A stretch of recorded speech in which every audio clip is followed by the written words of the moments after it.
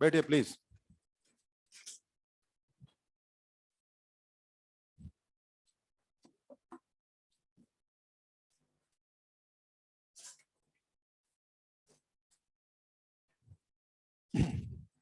Audio video बराबर आ रहा है भाई? ऑनलाइन लोग? हाँ, तो ऑनलाइन है भाई? हाँ, ऑनलाइन चल रहे हो क्या तुम लोग? दोनों मोड में पढ़ रहे हैं? हाँ, अच्छा।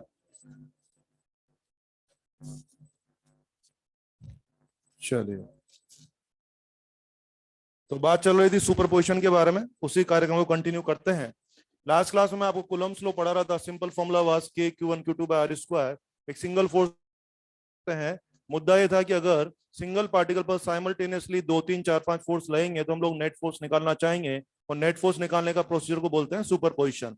मैं सुपरपोजिशन क्वेश्चन की प्रैक्टिस शुरू करवा दिया था आप लोगों को। आज के लेक्चर में हमें खूब सारे क्वेश्चन करने, उसी सीक्वेंस को आगे बढ़ाना है। मैंने आपसे बोला था कि सुपरपोजिशन का क्वेश्चन करने का सबसे बढ़िया तरीका क्या रहेगा कि जिस पार्टिकल पे फोर्स स्टडी करना है उस पर लगने वाले सारे फोर्सेस का वेक्टर बना लीजिए। वेक्टर डायग्राम बनाने के बाद मामला सारा क्लियर हो जाता है कि कितने फोर्स हैं, क्या एंगल शेंगल है, सब पता लगता है, काम आसान हो जाता है। कुछ क्वेश्चन हम लोग कर चुके हैं, बेसिक क्वेश्चन हो गए हैं, चीजों को आगे बढ़ाते हैं। अगला क्वेश्चन ले रहा हूं जेई का मैं। Right angle triangle, -q plus का 16q प्लस का 9q, ये दूरियां 3x एंड ये दूरियां 4x।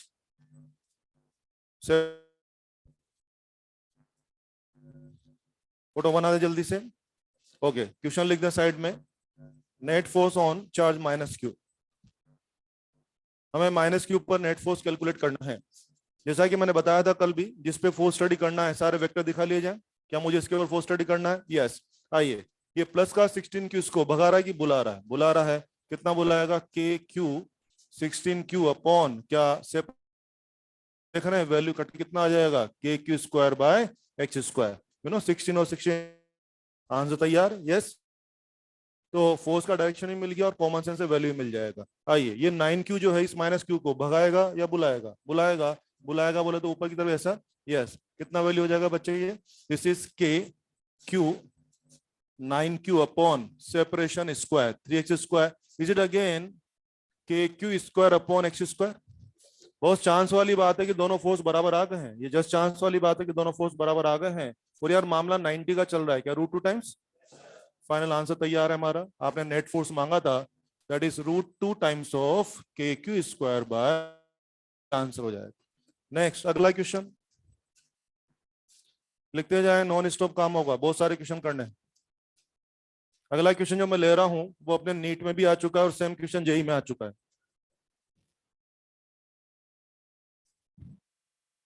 उन्होंने चार्जेस के बारे में एक डायग्राम बना के, झांकी बना के दिया है, सब लोग। This was -q1, this was +q2 and exam में दिस वाज माइनस का q3 given theta. This distance was a and this distance was b. ध्यान दें, ये पूरा डायग्राम उन्होंने बना के दिया है, मैंने इसमें अपनी तरफ से कुछ भी ऐड नहीं किया है। क्या क्या दिख रहा है बच्चों को?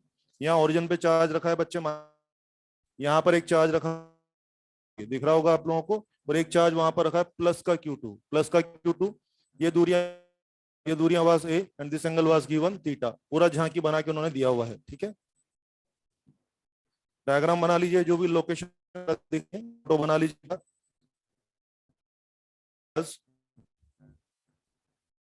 Find x component of force, find x component of force -q -q1। आइए देखते हैं क्या होगा। आई थिंक हमें -q में फोर्स निकालने का काम दिया जा रहा है। जैसा कि मैं बार बार कह रहा हूं कि हमेशा सारे फोर्स दिखा लो तो अच्छा रहेगा। यस, बोलो बच्चे, Q2 वाला इस -q1 को भगाएगा कि बुलाएगा? बुलाएगा। इस तरफ बुलाएगा, कितना बुलाएगा? के Q1 Q2 upon distance square. हो गया। आइए, -q3 वाला इस -q1 को बुलाएगा, अरे रिपल्शन, तो बोलो फोर्स कहीं लग जाएगा ना? कितना लगेगा बेटे? के Q1 Q3 अपॉन क्या a स्क्वायर। यस, बिल्कुल आसान है। ओके, बच्चों ये एंगल थीटा दिया हुआ एग्जाम के अंदर, क्वेश्चन के अंदर, तो क्या ये थीटा, तो क्या ये भी थीटा हो जाएगा? कॉमन सेंस की बात है। तो मामला एकदम क्रिस्टल क्लियर हो गया है। सामने Q1, उस पर दो फोर्स लग रहे हैं, दोनों की वैल्यू आपके सामने है, दोनों के बीच का एंगल कितना है? थीटा। अगर आप मुझे नेट फोर्स में चला जाता लेकर के, नेट फोर्स नहीं मांगा है, क्या मांगा है? X component. तो आप समझ ही गए होंगे ये फोर्स जो पूरा पूरा एक्स डायरेक्शन में है, और ये फोर्स जो पूरा एक्स में नहीं है, क्या इसका एक्स कंपोनेंट लिया जा सकता है? यस। थीटा इधर, तो ये क्या हो जाएगा? कोस थीटा, और वो क्या हो जाएगा? Sine theta. हमारे काम की चीज कौन है? कॉस थीटा या साइन थीटा? दैट्स इट, हमारा आंसर तैयार है। क्या मैं यहाँ लिख दूं एफ माइनस क्यू पर, माइनस क्यू फोर्स का केवल एक्स कंपोनेंट, केवल क्या लिख रहा हूं मैं? X component. यस। ये वाला फोर्स जो पूरा इस्तेमाल कर रहा हूं मैं, के Q1 Q2 और बी स्क्वायर, और वो वाला फोर्स, और बोलिए sine theta, sine theta. Question का लैंग्वेज था -Q1 पर फोर्स का एक्स कंपोनेंट चाहिए, आंसर आ गया। उन्होंने नहीं पूछा, लेकिन मुझे पूछना है कि -Q पर, सॉरी -Q1 है ना, ये तो क्यों लिख दिया?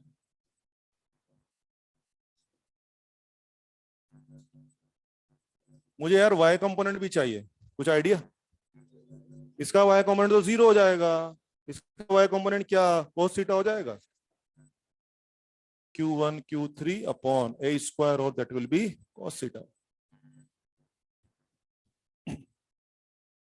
इतनी आसानी से क्यों मैनेज कर पा रहे हैं? जैसा कि मैंने कहा कि जिस पे फोर्स स्टडी करना है, हमेशा उस पे वेक्टर डायग्राम बना लो, उससे मामला एकदम सुलझ जाता है कि कौन है, कहाँ है, क्या है, सब अपने आप अपने को दिखने लगता है। इस तरह से हम आंसर कर सकते हैं।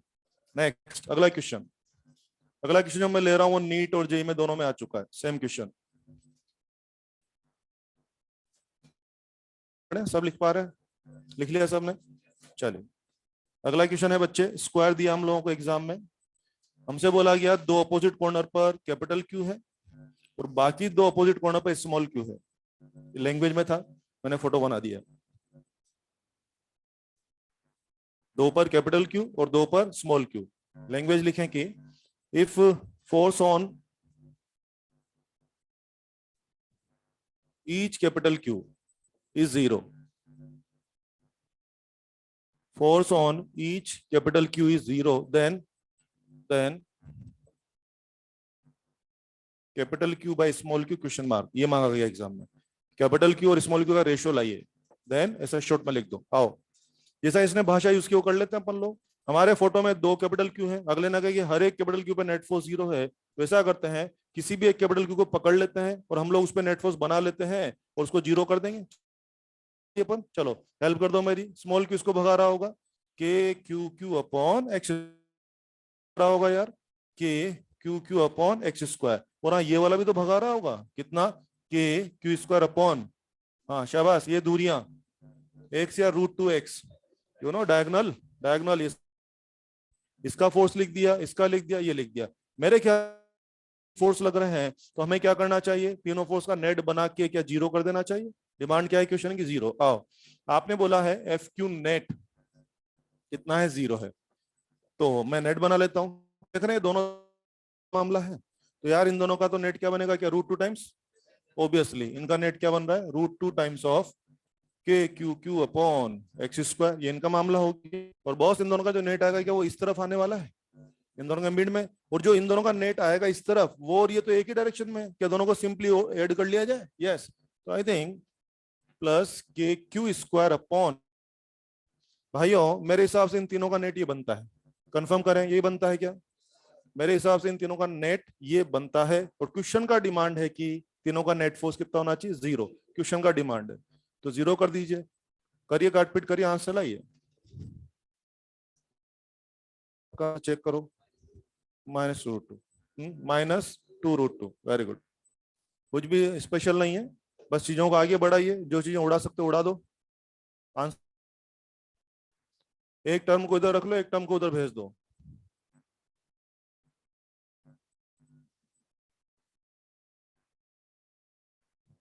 Q बाय Q माइनस का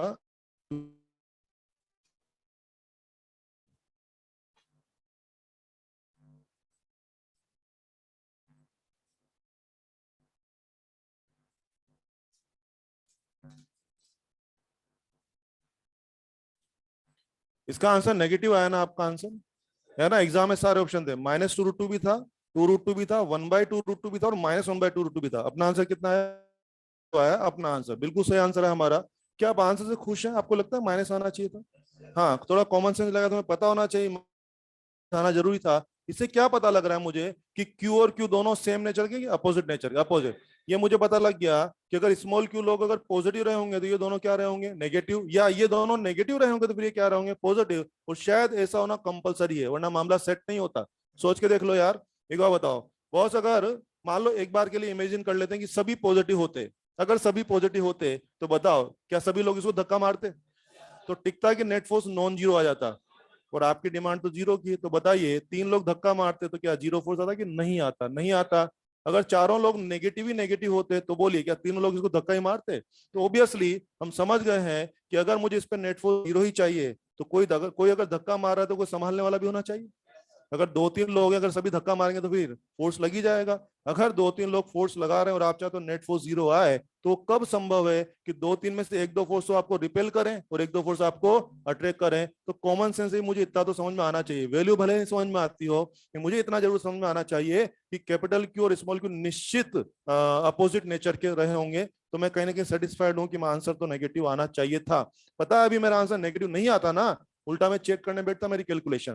देखो दिमाग में क्रॉस चेक चलने चाहिए। लॉजिक्स आपके क्लियर रहेंगे ना तो आंसर को आप जस्टिफाई कर सकते हैं, आंसर को क्रॉस चेक कर सकते हैं। चलिए अगला सवाल ले रहे हैं। अगला सवाल एक स्पेशल केस के बारे में है। उस स्पेशल केस को लेकर के एक नहीं बल्कि 5, 7, 8 सवाल बन सकते हैं। मैं सारे सवाल आपको क्लास में कराऊंगा। पहले उस स्पेशल केस को आप समझ लीजिए मेरे साथ, फिर बातें करते हैं।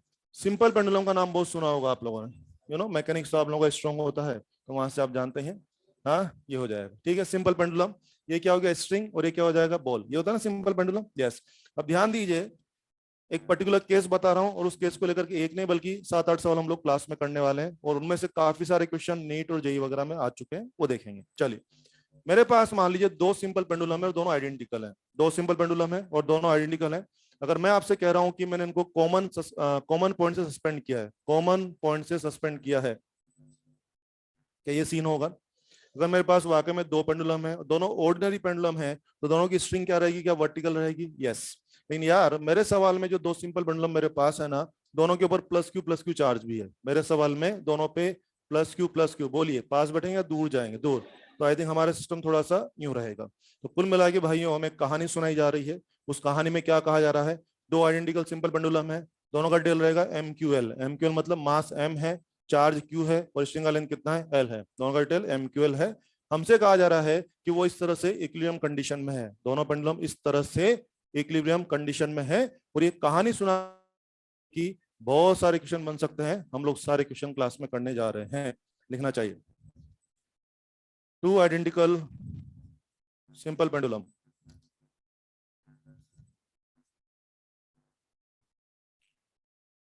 ब्रैकेट में डाल दो MQL। MQL समझ जाएंगे। मास M है, चार्ज Q है, लेंथ ऑफ स्ट्रिंग L। सब स्मॉल में लिख देना, small m small q small l। लिख दिया बच्चे? 2 identical pendulum suspended from common point, suspended from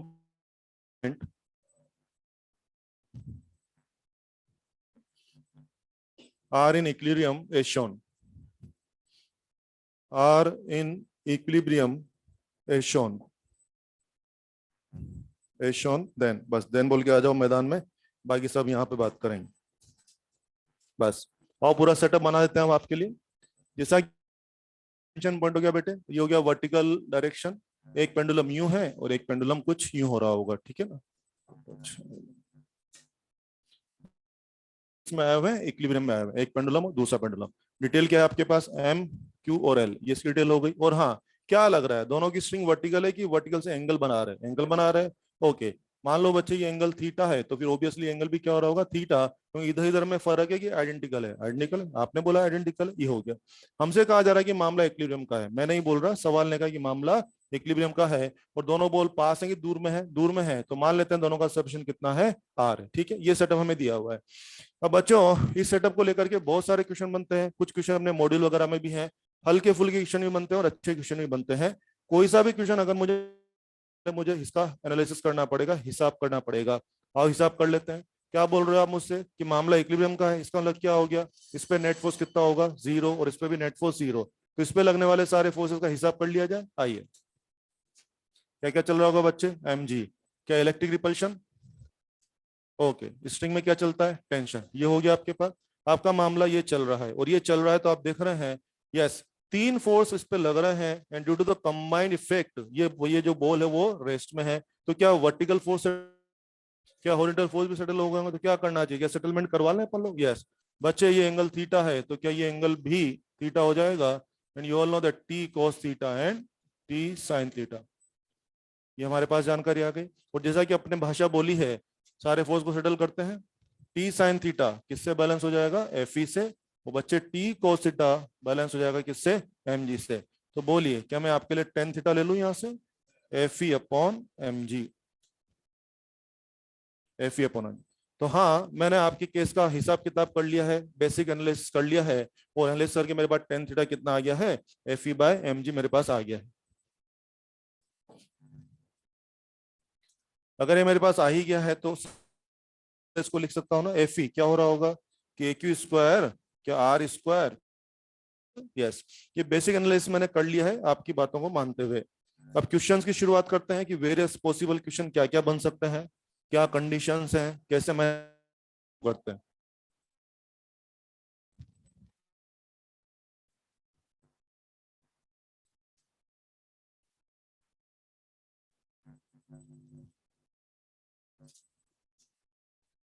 आइए क्वेश्चन की शुरुआत करें।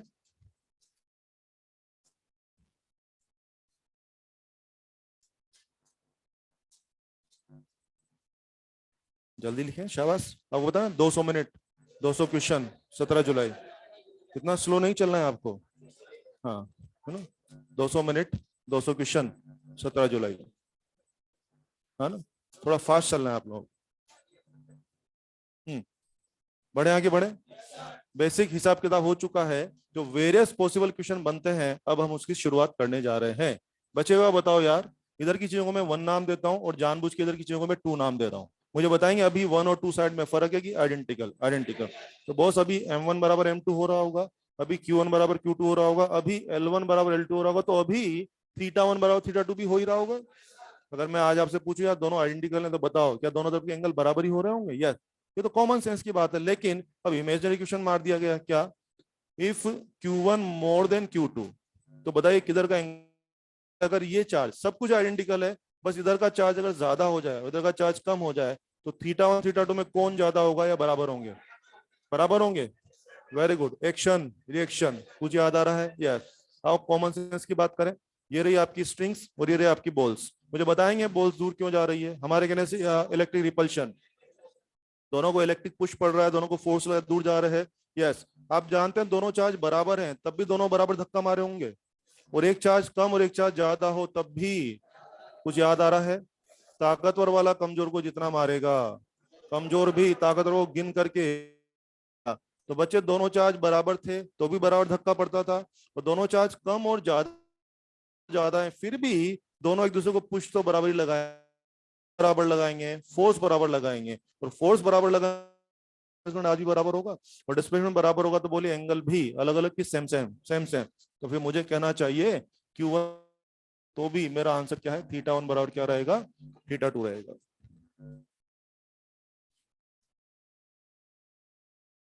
सहमत है इससे, इस तरह के कुछ भी इमेजिनरी क्वेश्चन बन सकते हैं। चलो उल्टा सवाल पूछता हूं मैं आपसे।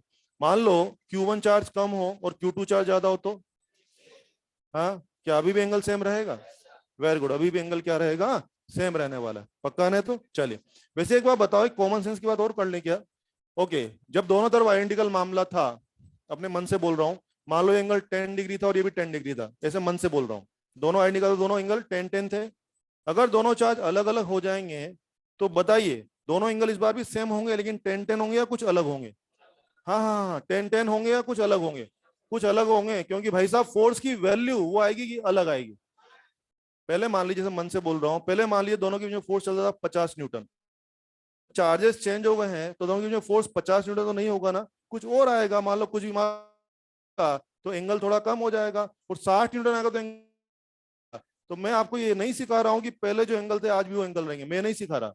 मैं सिर्फ ये सिखा रहा हूं कि पहले जो एंगल थे वो भी सेम सेम थे, और आज जो भी एंगल होंगे वो पहले से अलग हो सकते हैं, अलग हो सकते हैं, लेकिन आज भी दोनों साइड के एंगल तो क्या रहेंगे, सेम रहेंगे। ये मेरा मुद्दा है। क्या मेरी बात समझ में आ गई है?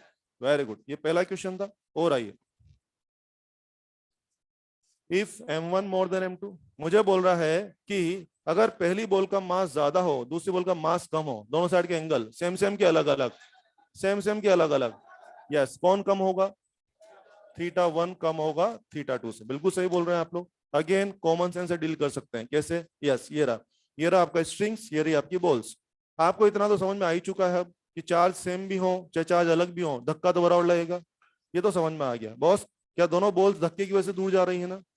अगर दोनों बॉल्स का मास सेम होता, फोर्स सेम, मास सेम, तो डिस्प्लेसमेंट सेम होता। यार हमारे केस में शायद पहली बॉल भारी है, पहली बॉल भारी है, दोनों बॉल पे फोर्स बराबर लग रहा है। पहली चीज भारी है तो कम खिसकेगी, कम खिसकेगी तो एंगल छोटा बनाएगी। उतना ही फोर्स में दूसरी चीज, कॉमन में दो चीजों में फोर्स लगाया, एक चीज हल्की है एक चीज भारी है, तो भारी चीज तो कम खिसकेगी और हल्की चीज तो ज्यादा। मेरे ख्याल से बॉल वन भारी है ना इस बार, तो वो कम खिसकेगी, और जो कम खिसकेगी तो क्या एंगल कम मारेगी? Yes, obviously θ1 is less than θ2। इस तरह से हम कॉमन सेंस से आंसर कर सकते हैं ना? फिर भी कॉमन सेंस वाली बात तो हो ही गई है, फिर भी किसी को लगता है नहीं नहीं मेरा कॉमन सेंस नहीं चलता है, टेक्निकल बात करो, तो टेक्निकल आंसर भी दे सकते हैं। हाँ हाँ, हो सकता है कोई बोले यार मेरे को कॉमन सेंस नहीं चलता है, technical answer is also they. Yes, बोलिए, क्या tan थीटा और m में क्या चल रहा है? क्या इनवर्स? इनवर्स। तो मैं आपके लिए लिखूंगा ताकि रिवीजन के टाइम आपको टेक्निकल बात भी आनी चाहिए। क्या मैं कह दूं tan theta proportional to 1/m? अरे तुम लोगों ने हिसाब किया था ना अभी, तुम ही लोगों ने मेरे को बताया भाई। तो बताओ क्या पता लग रहा है? मास 1 ज्यादा तो θ1 कम, दोनों मास सेम सेम तो थीटा भी सेम सेम, दोनों साइड के मास सेम सेम तो दोनों साइड के थीटा भी सेम सेम। मास 1 ज्यादा तो θ1 कम। तो कॉमन सेंस से भी करना ठीक है और टेक्निकल भी आप चेक कर सकते हैं, देख सकते हैं। आपको याद है मैंने पहला सवाल, बढ़ते जाए आगे बढ़ते जाए, आपको याद है मैंने पहला सवाल भी कॉमन सेंस से आंसर दे दिया था, बोला था ना? अगर इसका भी मैं कोई बोलेगा नहीं टेक्निकल बात करो कॉमन सेंस नहीं, तो जरा देखना tan थीटा और क्यू में क्या रिलेशन है यार? tan theta proportional to q square, tan theta proportional to q square. गड़बड़ हो गया यार इधर तो। अगर Q1 ज्यादा है तो फिर उस हिसाब से तो θ1 ज्यादा होना चाहिए। हाँ, शाबाश शाबाश शाबाश, वेरी गुड, प्रोडक्ट है वो, बहुत अच्छा बोल रहे हैं, ये मुझे सुनना था। हाँ, tan theta proportional to q square लिखा हुआ है मेरे पे, पर वो क्यू स्क्वायर किसका स्क्वायर है? क्या वो Q1 का स्क्वायर है? क्या नहीं। क्या वो Q2 का स्क्वायर है? क्या नहीं। क्या वो दोनों का प्रोडक्ट है? यस। तो ध्यान रखें, इस तरह की गलत में मत आ जाना कि sir tan theta proportional to q square है तो Q1 ज्यादा θ1 ज्यादा होना चाहिए। अरे वो किसी इंडिविजुअल चार्ज का स्क्वायर थोड़ा ही है, क्या वो दोनों चार्जेस का प्रोडक्ट है? तो अगर मैं उसके बिहाफ पे tan θ1 लिखूंगा, अगर मैं उसके बिहाफ पे tan θ1 लिखूंगा तो भी Q1 इंटू Q2 आएगा, और मैं tan θ2 लिखूंगा तब भी Q1 इंटू Q2 आएगा। तो बोलिए एंगल अलग की सेम सेम, सेम सेम और सेम आ भी रहे, ये अच्छी बात है। आगे बढ़े, तीसरा क्वेश्चन। ये सब छोटे छोटे क्वेश्चन है जो कि बुक्स में आपको मिलेंगे, बड़े क्वेश्चन भी अभी हम करने वाले हैं इन्हीं केसेस के बारे में, है ना? 5-7 क्वेश्चन करेंगे। आइए, अभी हमने सारा हिसाब कहाँ पे किया? ये हिसाब किया हमने एयर के अंदर, हो गया हिसाब। इमेजिनरी क्वेश्चन है कि सेटअप को कहाँ ले जाएंगे, स्पेस में ले जाएंगे या आर्टिफिशियल सैटेलाइट पे ले जाएंगे, तो फिर वहां पे ये लगा ना भाई, ए भाई ये लगा, ये छुट्टी हो गई क्या? ब्रेक हुआ? टाइमिंग्स अलग अलग है क्या? अच्छा चले, तो थर्ड क्या लिखना है? लिखें इफ टेकन इन स्पेस। ये सारा जो जुगाड़ है इसको उठाए किधर ले गए? स्पेस में या आर्टिफिशियल सैटेलाइट पे ले गए।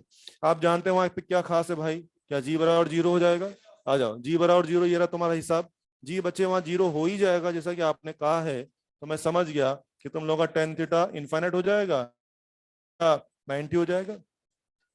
कैलकुलेशन बोल रहा है कि वहां ले जाने पर आपका जी 0 हो जाएगा, इसलिए आपका थीटा 90 हो जाएगा। Theta was angle of string, theta was angle of string with vertical direction, और आप कह रहे हैं वो तो 90 हो जाएगा, मतलब आपकी स्ट्रिंग वहां वर्टिकल से 90 बनाएगी। बॉस अगर कोई चीज वर्टिकल से 90 बनाएगी तो क्या वो चीज पूरी हॉरिजॉन्टल हो जानी चाहिए? तो मेरा गणित मेरे को सिखा रहा है कि भाई वहां पे जो स्ट्रिंग है ना पूरी हॉरिजॉन्टल हो जाएगी। मुझे लगता है ये सेट वहां कुछ ऐसा दिखेगा, यहाँ दिखा देता हूं मैं। जैसे मान लीजिए आपका सस्पेंशन पॉइंट, ये आपकी वर्टिकल लाइन, एक पेंडुलम यूं आ जाएगा और एक पेंडुलम शायद यूं आ जाएगा। मानते हो आप इस बात को? है ना? मैं अपनी मर्जी से नहीं चल रहा हूँ, मैथमेटिक्स आपके सामने है। आपने तो बोला ये एंगल कितना हो जाएगा 90, और ये एंगल भी कितना हो जाएगा 90। तो पहली बात तो कि अगर आप इसको स्पेस में ले जाएंगे तो ये दिखेगा। अब इस कंडीशन को लेकर के अपनी किताबों के अंदर, बुक्स के अंदर अलग अलग 3-4 बातें पूछी जाती हैं, वो हमें आनी चाहिए। क्या क्या बातें पूछी जा सकती है इस बात को लेकर के? जैसे कि लिख लो ये सब जिनको लिखना है, लिख लिया ना? यस। एक तो ये पूछा जाता है अपनी बुक्स के अंदर कि what will be the separation between balls, क्या L + L क्या 2L हो जाएगा? तो लिख दो ना। 3-4 छोटी छोटी बातें हैं जो पूछी जा रही हैं। Separation between balls, L + L 2L।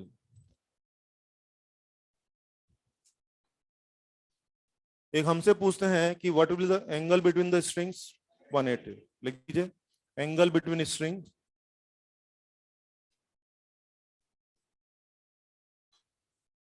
ये वाला क्वेश्चन तो शायद अपने मॉड्यूल के अंदर भी है ना, एंगल बिटवीन स्ट्रिंग पूछा हुआ है। एक वहां पे हमसे पूछते हैं कि वहां स्पेस में, अच्छा इसमें वैक्यूम है ना, वहां हमसे पूछ रहा है कि बॉल्स के बीच में इलेक्ट्रिक फोर्स कितना होगा। पहली बात तो बताओ, वहां तो वैक्यूम है भाई, इलेक्ट्रिक फोर्स लगेगा कि जीरो? हाँ, लगेगा कि जोरदार लगेगा? लगेगा कि जोरदार लगेगा? जोरदार। तुम्हें याद है कल अपनी बात हो रही थी, मीडियम डालने पे तो फोर्स और कम हो जाता है। अरे यार, तो वहां वैक्यूम है तो ये तो और अच्छी बात है, वहां फोर्स लगेगा कि जोरदार लगेगा। एंड वो पूछ रहा है कि वहां जोरदार फोर्स कितना लगेगा, तो क्या हम जोरदार इलेक्ट्रिक फोर्स कैलकुलेट कर सकते हैं? यस।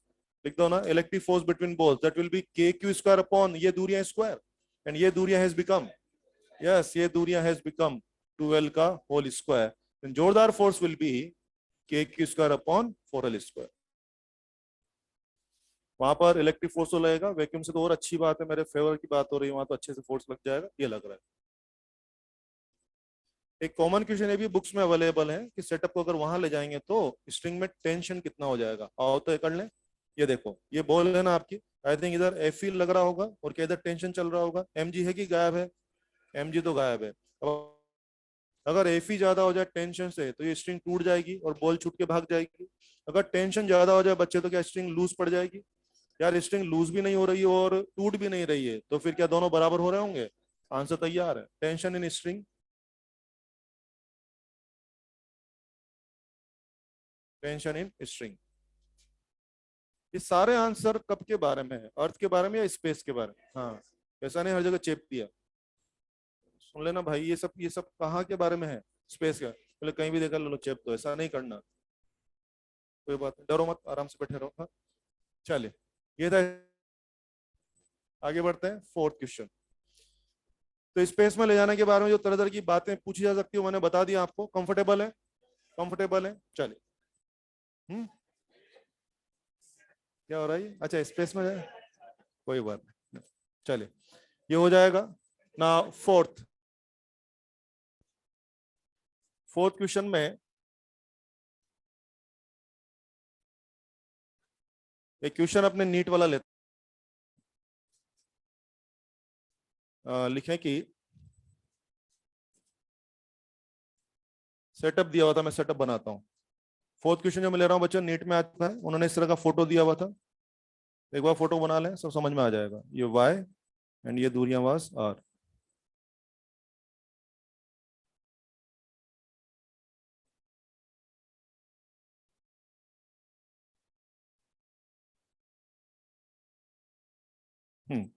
देखो, मेरे ख्याल से बेसिक कहानी वही है। क्या दिख रहा है? दो पेंडुलम, ये सब। और ये फोटो मैंने अपनी तरफ से नहीं बनाया है, आपके पेपर में बाकायदा इस तरह का फोटो था। क्या दिख रहा है बच्चे को कि अगर वर्टिकल हाइट y है तो सेपरेशन वाज r। कह रहा है कि वर्टिकल हाइट को आधा कर दें, y/2 कर दें, तो बताओ सेपरेशन कितना हो जाएगा? पहली बात बताइए, सवाल समझ में आया क्या? मीनिंग इज कि वर्टिकल हाइट y है तो आपका सेपरेशन ऑफ बॉल कितना था? r था। कह रहा है कि यार वो वर्टिकल हाइट को y/2 कर दें, तो बोले यार वो सेपरेशन कितना हो जाए। ये सवाल समझ में आ गया ना आपको? चलिए, ये तो हुआ। अब हिसाब कर लेते हैं। एक मुद्दे की बात बता दो मुझे, यार ये सवाल डील करने के लिए मुझे क्या चाहिए? क्या मुझे r और y को रिलेट करना पड़ेगा ना? बहुत कॉमन सेंस की बात है। अगर मुझे r और y में रिलेशन मिल जाए तो y को आधा करने पे r पे, तो मेरा मेन मोटो क्या हो गया? कहीं से आर और वाई का रिलेशन पकड़ लाता हूँ। आओ देखते हैं इसको। एक बार बताओ ना, अभी जैसे वो एंगल थीटा था, क्या मेरे पास टेन थीटा का एक्सप्रेशन ही आया हुआ है ना? क्या मैं यहाँ से टेन थीटा सेट कर दूं? क्या होगा यहाँ से? Perpendicular upon base. परपेंडिकुलर कितना है? r/2, और बेस कितना है? y। यस यस, थीटा ना, तो बेस कितना, तो देखो ना मैं उसको यूज कर रहा हूँ जो आपने बनाया था, what you are having, tan theta was K Q square are square M G, ये तो आपका आया हुआ रखा है ना ऑलरेडी। मैं टेन थीटा को क्या लिख रहा हूँ ना, देखो ना, r by two upon y, लिख दो ना, परपेंडिकुलर अपॉन बेस, सिंपल है, लिख दिया तो लिख दिया यार, क्या है। और यहां से आप देखिए क्या मिल रहा है आपको, R cube proportional to Y मिल रहा है। आप देख रहे हैं, मेरा टारगेट था मुझे आर और वाई को रिलेट करना, तो मैंने बाकी चीजों को भगा दिया, समझ रही है, एम वगैरह क्या करना है भगाओ ना। मैंने मेन मेन चीज पकड़ ली, क्या आर और वाई में क्या चल रहा है, क्या r cube proportional to y चल रहा है, यस, और r cube proportional to y, पता लग रहा है ना, ये आर क्यूब हो जाएगा, ये वाई प्रोपोर्शनली लगा दिया। यहां से क्या आएगा बच्चे, आर प्रोपोर्शनल टू क्या वाई पावर वन थर्ड, ये रिलेशन आ गया। अब मैं अपना सवाल ले लेता हूँ, यस, आओ, नया सेपरेशन अपॉन पुराना सेपरेशन बराबर, यस, नया वर्टिकल हाइट अपॉन पुराना vertical height, is it one third, r dash I am getting is r upon two power one third. Exam में क्वेश्चन था नीट में, और कोई ये नहीं कहे कि ये बड़ा क्वेश्चन है, मैंने नहीं बनाया है, आपके पेपर में आया हुआ है, बड़ा क्वेश्चन नहीं है, आपके एग्जाम में आया हुआ क्वेश्चन है।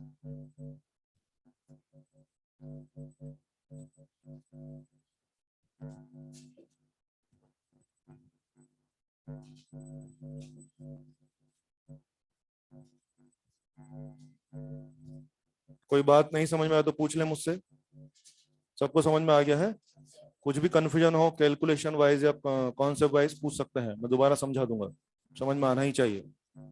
बढ़े आगे, यस, अपना आंसर क्या हो गया, नया separation is r upon two, हिसाब आपके सामने है। क्या अल्टीमेटली उसी मैथ्स का यूज किया ना, उसको थोड़ा सा और आगे बढ़ाया कंडीशन के हिसाब से, तो बेसिक कॉन्सेप्ट बेसिक सवाल वही था, उसमें तरह तरह की चीज कर दिया, वैसा कर दिया, वो हम आपको प्रैक्टिस करा रहे हैं। ये हो गया फोर्थ क्वेश्चन। फिफ्थ क्वेश्चन लेने जा रहा हूं मैं, इसी सेटअप का पांचवा क्वेश्चन। पांचवा क्वेश्चन जो मैं लेने जा रहा हूँ ये नीट में हुआ है, same question, exactly same question.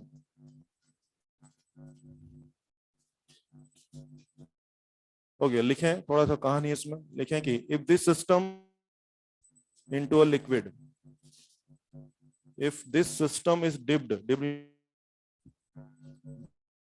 to a liquid,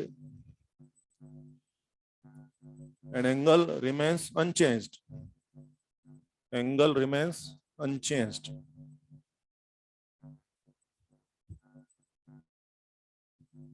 angle remains unchanged, और फिर आगे से लिखें, and density ball that was given 1.6 gram per centimeter cube, density liquid was given 0.8 ग्राम पर सेंटीमीटर क्यूब, और एग्जाम में पूछा था एप्सिलॉन आर ऑफ लिक्विड क्या होगा, ये सवाल।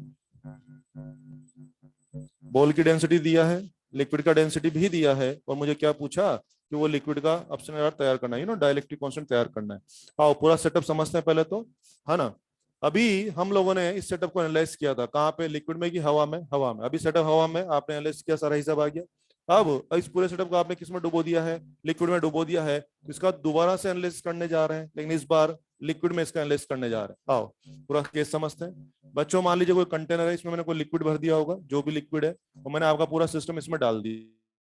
सीन आपका ये हो रहा होगा, यहाँ लिक्विड है, मैं क्लियरिटी के लिए दिखा नहीं रहा हूँ, और क्या इसी लिक्विड का एप्सिलॉन मुझे जानना है, यहाँ लिक्विड भरा हुआ है पूरा, मैं क्लियरिटी के लिए दिखा नहीं रहा हूँ, यस, मुझे इसी का एप्सिलॉन जानना है। And what is your requirement, क्या बोला आपने कि जो एंगल रिमेन्स अनचेंज, यानी वो हवा में जो एंगल बनता था कि यहाँ भी वो एंगल बन रहा है, तो वहाँ एंगल थीटा था, तो यहाँ भी एंगल क्या रहेगा, थीटा रहेगा। ऐसा मैं नहीं बोल रहा हूँ, क्वेश्चन में कहा गया है।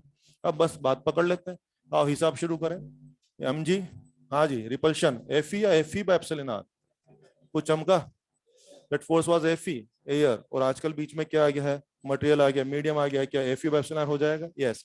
और हाँ, टेंशन क्या चल रहा है, टी डैश, ओके। क्या यहाँ कुछ अपथ्रस्ट लग रहा होगा, सब समझते हैं, बायंसी अपथ्रस्ट। मुझे लगता है वहां हमारे ऊपर शायद 3 ही फोर्स लग रहे थे, और भाई साहब यहाँ मुझे लगता है 4 फोर्स लग रहे हैं। वहां शायद अपथ्रस्ट नहीं था, यहाँ अपथ्रस्ट भी पिक्चर में आ गया है।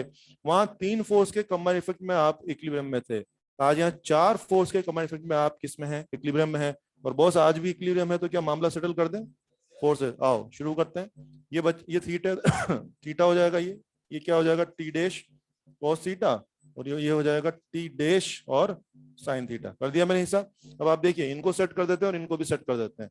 सो I am getting T dash sine theta बराबर F E by epsilon R, और टी डैश कोस थीटा बराबर एम जी माइनस एफ अपथ्रस्ट। बोलो मिल रहा है क्या?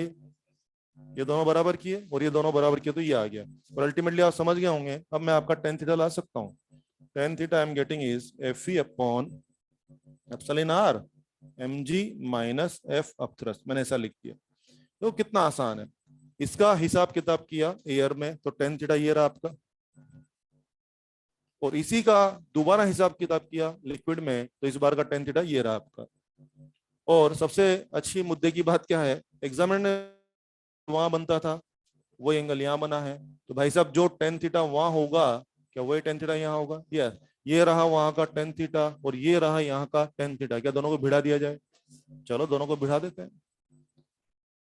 वहां का टेन थीटा था F E by m g, और यहाँ का टेन थीटा चल रहा है एफ ई, यहाँ का चल रहा है, और अपने को निकालना है एप्सिलॉन आर। तो ये बन गया यहाँ से 1/1 माइनस अपथ्रस्ट अपॉन एम जी, ये बन जाएगा। देखो एफ ई तो निपट जाएगा, मुझे तो एप्सिलॉन आर लाना है ना, तो एप्सिलॉन आर के लिए समेटूंगा तो ये आ जाएगा। अब जरा खुद सोच के देखो, अगर मुझे एप्सिलॉन आर लाना है तो मुझे किसकी जरूरत है? एक अपथ्रस्ट की जरूरत है, और शायद अच्छा होता कि ये मुझे दोनों चीजें दे देता तो मैं जुगाड़ कर लेंगे, शायद जुगाड़ हो जाएगा। डेंसिटी दिया ना, आ जाओ आगे बढ़ जाते हैं। 1/1 माइनस अपथ्रस्ट। अपथ्रस्ट क्या होता है? वॉल्यूम डेंसिटी इंटू जी। वॉल्यूम उस चीज का लेते हैं जिसपे अपथ्रस्ट लग रहा है, जिस पर अपथ्रस्ट लग रहा है। डेंसिटी उसकी लेते हैं जो अपथ्रस्ट मार रहा है। ओके, वॉल्यूम लिक्विड या बॉल? बॉल, क्योंकि ओके, डेंसिटी लिक्विड या बॉल? लिक्विड। जो अपथ्रस्ट मारता है ना डेंसिटी उसकी लेते हैं, तो बोलो डेंसिटी बॉल या डेंसिटी लिक्विड? लिक्विड। और जी, जी तो जी हो जाएगा। आगे बढ़े, नीचे क्या आएगा? एम। एम यानी कि मास ऑफ बॉल। किसी भी चीज का मास क्या होता है? Volume into density. Mass of ball will be volume of ball and density of ball, और जी तो जी हो ही जाएगा। अब आप देख लो, वो हट जाएगा और डेंसिटी ले लो, आंसर लिख लें और आंसर ले लीजिए। सिर्फ डेंसिटी की जरूरत है, और डेंसिटी हमें दी गई है।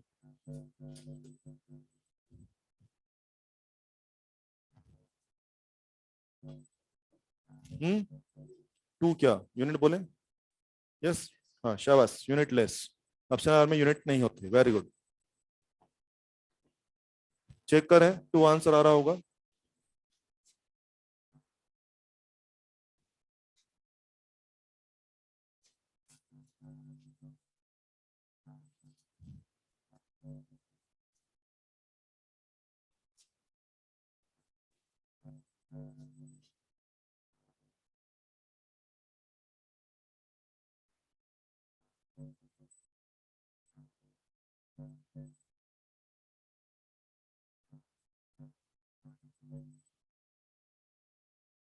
कितने लोगों का आंसर आ गया? टू, हाथ ऊपर करें।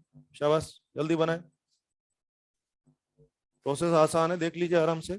कोई दिक्कत हो तो पूछे मुझसे। वो जो टू आंसर आया, कि आप सेटिस्फाइड है क्या टू आंसर से? कुछ चल रहा है दिमाग में? यस। आप मान लो अभी मेरा आंसर वन से कम आ जाता, बाय द वे मैं कैलकुलेशन में कुछ गड़बड़ कर देता, हो जाते हैं गलती हो जाती है अपने से, तो मान लो मेरे से कुछ गड़बड़ होती कैलकुलेशन में, अगर बाय द वे मेरा आंसर लेस देन वन आ जाता ना, तो मेरी बत्ती जल जानी चाहिए कि भाई साहब कुछ गड़बड़ हो गई है। अपने कल बात हुई थी, अफसर हमेशा क्या सा होता है? मोर देन वन आया है तो मैं कहीं ना कहीं ठीक चल रहा होगा, अगर आंसर लेस देन कुछ लफड़ा हुआ है तो अपन चेक कर लेते उसको। चलिए लगा दीजिए इसको। यू आर गेटिंग माइनस, वो लिक्विड है 0.8 और ये है 1.6। ऑब्वियसली आंसर कितना आ रहा है? 2। आपने देखा मैंने जो डेंस सीजीएस में दिया है ना, क्या उसको एमकेएस में करें या डायरेक्ट लगा दें? हो जाएगा, वो दिख रहा है आप लोगों को, ये आंसर है। यानी कि जिस लिक्विड में आपने काम किया है, जो प्रोसेस किया है, उस लिक्विड का डाइलेक्ट्रिक कांस्टेंट पता करना था, कितना निकल के आया है? 2 निकल के आया। कंफर्टेबल? चलिए, ये जो क्वेश्चन है, कोई ये नहीं कहे कि बड़ा क्वेश्चन है, मैंने नहीं बनाया। नीट में भी आया सेम क्वेश्चन, और सेम क्वेश्चन जेई में आया हुआ है। और मैं फिर अपनी बात रिपीट कर दूं, मैंने पहले दिन बोला था बहुत सारे क्वेश्चन जेई के एज इट इज पता है, जो डेंसिटीज जेई में थी ना, वो एग्जैक्ट डेंसिटी आपके यहाँ भी थी, मतलब अगले ने डेटा भी चेंज नहीं किया। जो डेंसिटीज मतलब नीट वाले क्वेश्चन होता ना, कुछ तो चेंज करो यार। नीट में जो डेंसिटीज है वही किस में है? जेई में है। कहीं कोई चेंज नहीं है, बहुत सारे question as it is repeat होते हैं। तो मेरी फिर सलाह है आपको जेई वाले क्वेश्चन जरूर देखने चाहिए। चलिए, ये कितना हो गया? 4। कितना हाँ, सिक्स क्वेश्चन जो मैं ले रहा हूँ वो जेई में आया हुआ है और ये कभी भी नीट में टपकने वाला है। लिखे, if angle is small, if angle is small, find separation of poles, find separation of poles। आइए अब इस सवाल में फिर कलाकारी कीजिए। ये जो एंगल हमने बताया ना थीटा, ये एग्जामिनर क्या बोल रहा है अपनी तरफ से, एंगल स्मॉल है। बॉस एंगल स्मॉल है तो आप शायद समझ गए होंगे, एंगल स्मॉल है, कुछ चमका, बोलिए टेन थीटा और थीटा क्या साइन थीटा, यस। तो आपने सीखा होगा कि थीटा, टेन थीटा को भी हम थीटा लिख देते हैं और साइन थीटा को हम थीटा लिख देते हैं। तो क्या मैं कह दूं टेन थीटा को मैं साइन थीटा लिख सकता हूं, यस। और मैं अपनी मर्जी से नहीं लिख रहा हूं, आपने मुझे इशारा किया कि एंगल स्मॉल है इसलिए मेरा लिखना वैलिड है। अगर एंगल स्मॉल नहीं बोला होता तो मेरी मर्जी नहीं चलने वाली है, सवाल ने बोला इसलिए कर रहे हैं। अपने टेन थीटा बराबर क्या आया हुआ था, k Q square upon r square M g, आया हुआ है ना। तो यहाँ टेन थीटा को मैं क्या लिख सकता हूँ, तो मैंने ऐसा लिख दिया k Q square are square M G, ये लिख दिया। और लिख दिया तो लिख दिया, साइन थीटा अरेंज करेंगे मेरे लिए यहाँ से, साइन थीटा, यस क्या होगा, perpendicular upon hypotenuse, perpendicular is r by two, hypotenuse is l, very good. तो मैं लिख देता हूँ आपके लिए यहाँ पे, this is r by two and this is l. R square और एम जी, अब देख लीजिए क्या हो गया यहाँ से, r cube is two k Q square l upon, separation of ball तो आर है ना, तो बोलिए आर का आंसर तैयार है, two k Q square l upon m g की और पावर इज 1/3। क्वेश्चन जेई में आ चुका है, मुझे लगता है कभी न कभी हो सकता है नीट में भी रिपीट हो जाएगा। छोटा सा क्वेश्चन है,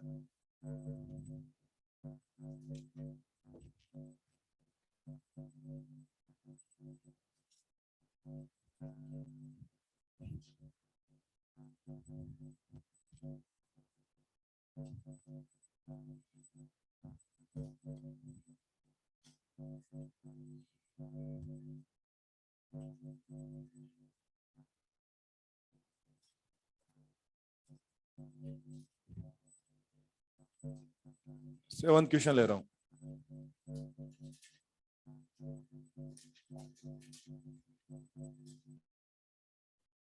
सेवन क्वेश्चन ले रहा हूं, ठीक है।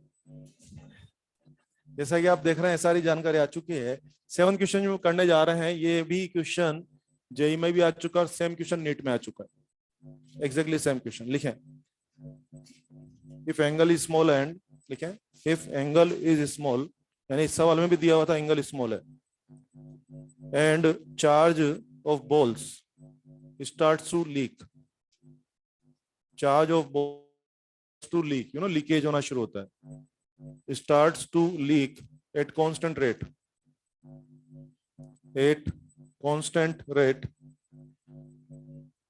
and balls are coming towards each other,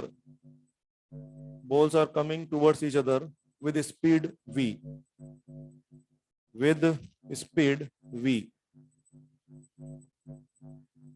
then relation between v and small r समझ गए ना, separation, speed v and separation small r, ठीक है।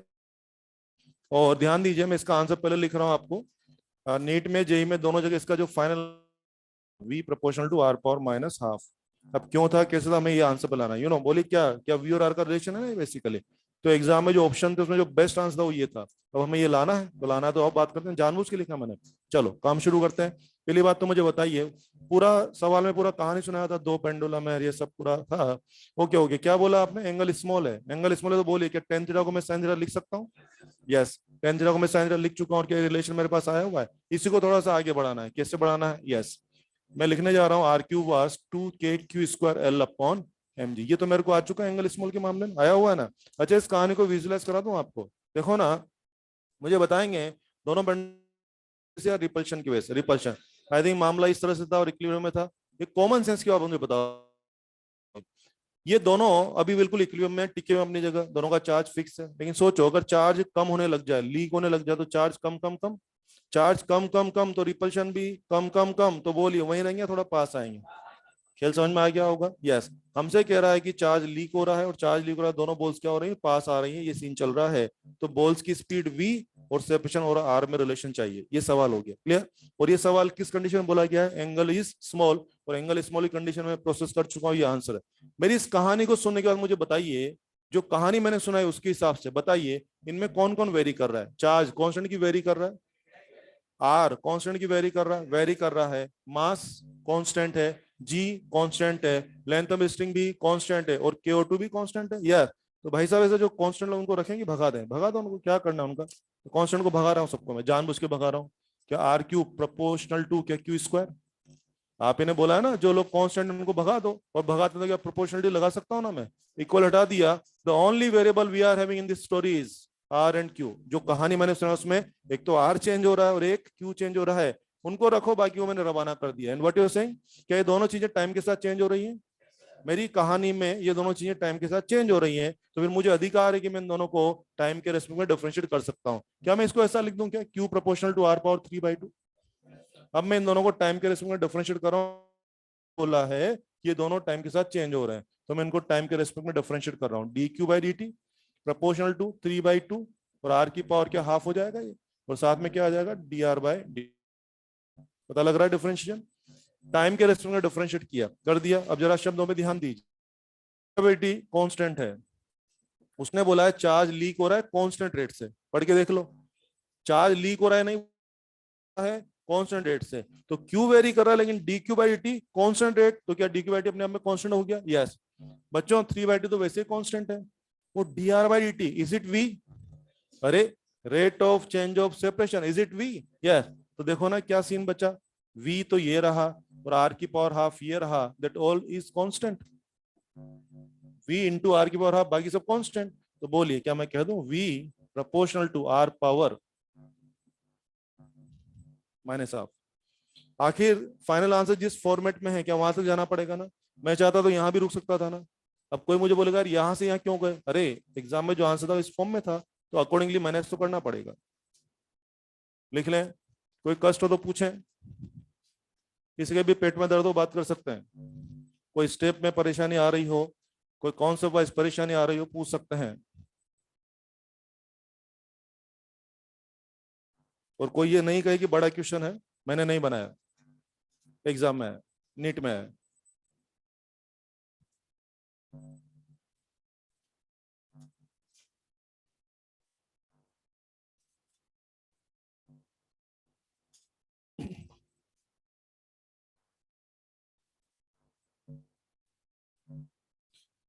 वैसे थोड़ी सी बेईमानी वाली बात तो हुई है, पता है जिस साल ये क्वेश्चन जेई मेंस में था ना, उस साल ये क्वेश्चन 8 नंबर का क्वेश्चन था जेई मेंस में, और अपने नीट में 4 ही का था। ये थोड़ी सी मैं आपको बता रहा हूँ। एक्चुअली क्या है, जेई मेंस में भी आते हैं, बीच में नहीं नहीं, बीच में क्या ट्रेंड चेंज हुआ था, बीच में क्या एक बार जेई मेंस में कुछ ना 8 10 12 साल पहले ऐसा कुछ हुआ था, कुछ क्वेश्चन 8 नंबर के होते थे, कुछ क्वेश्चन 2 नंबर के होते थे, और कुछ क्वेश्चन 4 नंबर के होते थे, ऐसा कुछ ट्रेंड आया था। उस टाइम जेई मेंस में सवाल आया था, और उस टाइम जेई मेंस में जो क्वेश्चन था वो 8 नंबर का था, क्योंकि इस क्वेश्चन को पड़ेगा, तो वो बहुत जस्टिफाइड है। लेकिन अपने नीट में जब ये क्वेश्चन था तो 4 ही नंबर का था, और कोई ये नहीं कहे कि बड़ा क्वेश्चन है, मैंने नहीं बनाया, नीट में है। ठीक है, कर लेंगे जो भी है, कुल मिला के ऐसा करना पड़ेगा।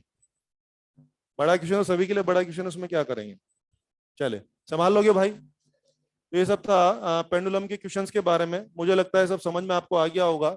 और ये डीआरवाईटी कैसे है पता लग रहा है ना, तो यहाँ पर पेट में दर्द चालू होता है, कुछ लोगों को क्या लगता है डिफरेंशियल 3/2 और आर पावर, ये बोले क्या चिपका है, ये पता है क्या आप लोगों को? कुछ लोग मना कर रहे हैं, कुछ लोग हाँ कर रहे हैं। सुनो सुनो सुनो, सुन लो, कोई बात नहीं। मान लीजिए मेरे पास लिखा है y proportional to x square, या y बराबर एक्स स्क्वायर लिखा है। सुनो मैं बता देता हूँ कैसे है।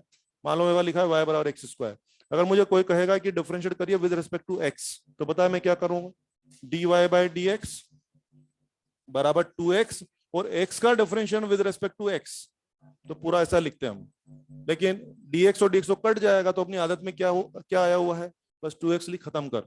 जबकि अंदर की बात क्या है कि x का differentiation with respect to x, तो dx/dx लिखते हैं, और वो कट जाता है, तो अपनी आदत में क्या हुआ है, इसको लिखते नहीं हम लोग, इसलिए हो। अब आओ वापस से आओ, y बराबर एक्स स्क्वायर, मुझे कहा differentiation with respect to time, आइए dy/dt बराबर 2x, x का differentiation with respect to time, ये लिखना पड़ेगा। वहां हम जनरली नहीं लिखते हैं क्योंकि हमारे मोस्ट ऑफ द क्वेश्चन में क्या चलता है, विद रिस्पेक्ट टू x चलता है, तो वहां तो अपना काम चल जाता है, नहीं भी लिखोगे तो यहाँ फंस जाओगे। पता लगा यहाँ पे कैसे है ना। कभी कभी बच्चों की आदत में क्या रहता है कि यार ये तो आता है, ये कहाँ से आ गया, वो मैंने आपको दिखाने की ये कहाँ से आ जाएगा, बोले। हाँ ऑफ कोर्स, पास में आ रहे हैं, हाँ ठीक है। हाँ चेंज होगी तो ऑब्वियसली पर्टिकुलर सेपरेशन आर पे, ऑब्वियसली आर चेंज हो रहा है ना, तो क्या स्पीड भी चेंज हो रहा है, तो पर्टिकुलर डिस्टेंस पर एक पर्टिकुलर स्पीड रही होगी, तो वो तो रहा है ना। अरे भाई जब ये और पास आएंगे तो आर चेंज होगा, तो आर चेंज होगा तो वी भी तो चेंज होगा ना, तो ऑब्वियसली जो वी है ये कब है, एक पर्टिकुलर आर पर है, तो ऑब्वियसली आया हुआ है, संभाल लेंगे। ये था सिंपल पेंडुलम से रिलेटेड क्वेश्चन के बारे में। और भी कुछ भी बना सकता है एग्जामिनर, कुछ भी ऐसा हो गया वैसा हो गया, जो कहानी सुनाई जाएगी उसके हिसाब से मैनेज करते जाइए, आंसर आ जाएगा। चलिए ये था पेंडुलम के बारे में।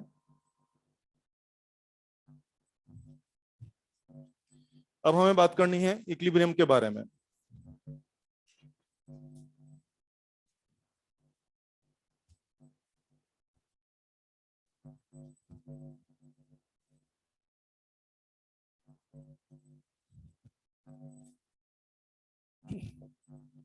हम लोग बातें कर रहे हैं आजकल कूलम्ब्स लॉ और सुपरपोजिशन की बातें चल रही है, इनको यूज करते हम लोग को इक्विलिब्रियम के क्वेश्चंस हैंडल करने होते हैं।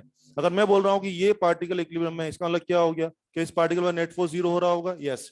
और जिस जगह पर पार्टिकल को इक्विलिब्रियम मिला है वो जगह को, वो लोकेशन को बोलते हैं इक्विलिब्रियम पोजीशन। तो हमसे इक्विलिब्रियम पोजीशन लोकेट करने के बारे में क्वेश्चन हो सकते हैं। हेडिंग बनाइए, टू फाइंड इक्विलिब्रियम पोजीशन।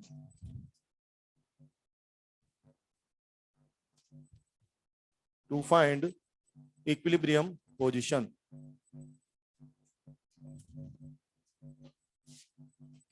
क्या मतलब हो गया ये देखिए, मान लीजिए 2 पॉइंट चार्ज है बच्चे, Q1 Q2 and let separation is R। 2 point charge Q1 Q2, ये दूरियां इज R। मुझे बोला जाएगा कि हाँ ये सिस्टम है, बता कीजिए कि इक्विलिब्रियम पोजीशन कहां पर है। पहले तो मीनिंग बता दूं मैं, उसका मीनिंग क्या हो गया। मान लीजिए मेरे पास कोई तीसरा चार्ज है स्मॉल q, मैं अपने चार्ज को अगर यहाँ पे लाके रखूंगा कहीं भी, यहाँ या यहाँ कहीं लाके रखूंगा, तो मुझे बताएं ये दोनों मेरे चार्ज को छोड़ेंगे या मारेंगे। ये दोनों मेरे चार्ज को मारेंगे, लेकिन मैं ऐसी जगह ढूंढ रहा हूँ कि इन दोनों की वजह से मेरे चार्ज पर नेट फोर्स क्या आ जाए, 0 आ जाए। तो मैं सोच रहा हूं कि मैं अपने चार्ज को यहाँ की कहां रखूं कि मेरे चार्ज पर नेट फोर्स 0 आ जाए। तो ऑब्वियसली जहां बैठकर मेरे चार्ज पर नेट फोर्स 0 आ जाएगा, क्या वो जगह का नाम इक्विलिब्रियम पोजीशन हो जाएगा, यस। और उसी जगह की तलाश हम लोगों को के बारे में हम बात कर रहे हैं, उसी के बारे में हमें ढूंढने वाला है। ठीक है, क्या भूख लग रही है बहुत? भाई लोग का पीछे क्या चल रहा है? सब ठीक है भाई? हाँ वेरी गुड, इधर फोकस करें। ठीक है, सब ठीक है ना? चलिए, कुछ खाना पीना चल रहा है क्या? हाँ, रहा नहीं जा रहा है, वो मैस में बात हो गई है, मैस वाला खाना बना रहा है, बात हो गई थी, फोन आ गया उसका। हाँ मैस में कुछ भी खाना बने एक ही स्वाद आता है यार क्या बताओ, उसमें ऐसा ऑप्शन होता है क्या? दुनिया का कोई भी सब्जी बना दे मैस वाला, उसका एक ही स्वाद आता है, जहां तक मेरा एक्सपीरियंस है ना। बहुत बढ़िया, चले तो सवाल पे बात कर लेते हैं। Yes, Q1 Q2 separation R हो गया, लोकेशन जानना है कि इसका इक्विलिब्रियम पॉइंट कहाँ रहेगा। सबसे पहले क्या करना है, रफ लोकेशन निकालना पड़ेगा। रफ लोकेशन जो है ना, देखो ना, इसको हम बोलते हैं बिटवीन द चार्जेस और इसको हम बोलते हैं आउटसाइड द चार्जेस। तो इसके बारे में 3 छोटे छोटे पॉइंट्स मेरे पास हैं। अगर दोनों चार्ज सेम नेचर के होंगे ना तो कंफर्म बीच में रहेगा, और दोनों चार्ज अगर अपोजिट नेचर के होंगे तो कंफर्म आउटसाइड रहेगा। आउटसाइड मतलब इधर भी हो सकता है और उधर भी हो सकता है, और हमेशा जो छोटा चार्ज होगा उसके पास में रहेगा। चलिए, तो पॉइंट लिखना है तो लिख लो फटाफट से, फर्स्ट लिख लो, if same nature charges,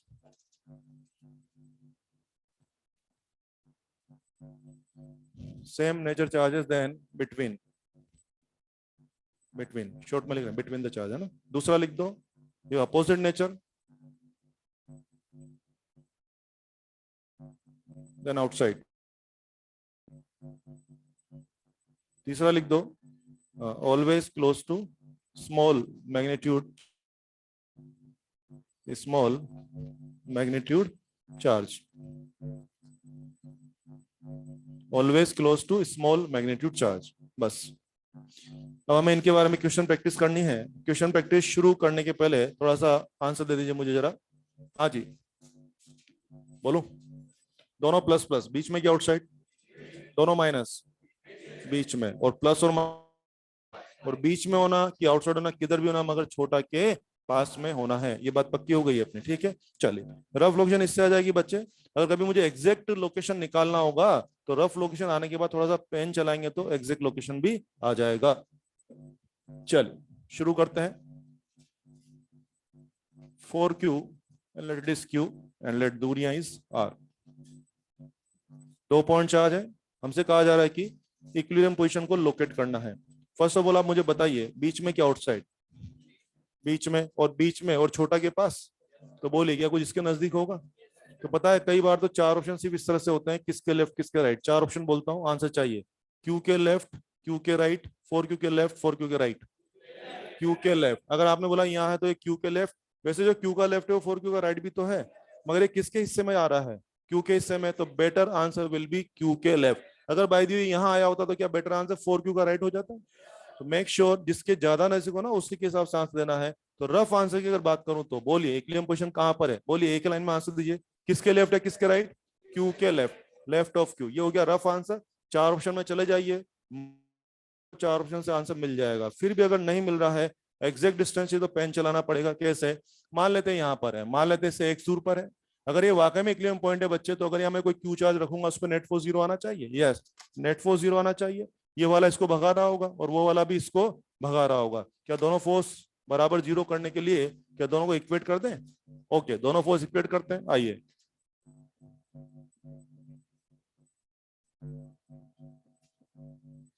equate कर दिया दोनों फोर्स को, उड़ा दो जो उड़ाना है, आंसर ले लो। r/3 बराबर है ना, फालतू बातें उड़ा दो, रूट शूट ले लो जो भी है। 4r-x का होल स्क्वायर, रूट करेंगे 1/x, this is 2/r-x, we are getting x बराबर r/3।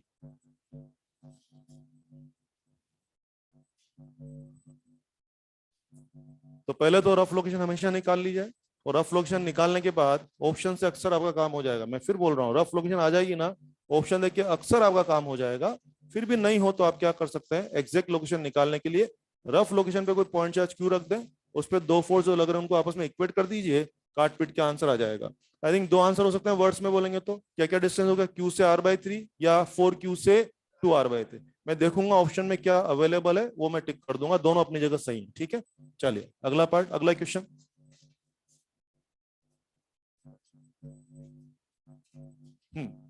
-4q और +q दूरियां इस r।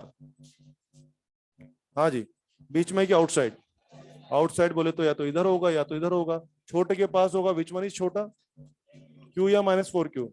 Q, very good. ध्यान दें, कंफ्यूजन नहीं चाहिए। -4q को माइनस देख के कई बार बच्चों को लगता है कि -4q छोटा है। मैंने आपको क्या बोला है, plus and minus are just type of charges. And मैंने तो लिखवा है स्मॉल मैग्नीट्यूड चार्ज। देखो क्या लिखवा है, small magnitude charge.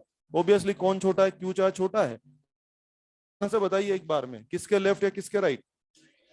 Right of Q, right of Q. और एग्जैक्ट दूर चाहिए तो यहाँ मान लिया एक्स दूर पर, यहाँ कोई क्यू चार्ज रखूंगा। कैपिटल क्यू क्या कर रहा है, भगा रहा है। और माइनस का 4q भगाएगा कि बुलाएगा? बुलाएगा। ऑब्वियसली अगर दोनों फोर्स हैं तो नेट फोर्स 0 हो ही जाएगा। कर लेते हैं। हाँ, कितना आ रहा है, x बराबर r। शाबाश,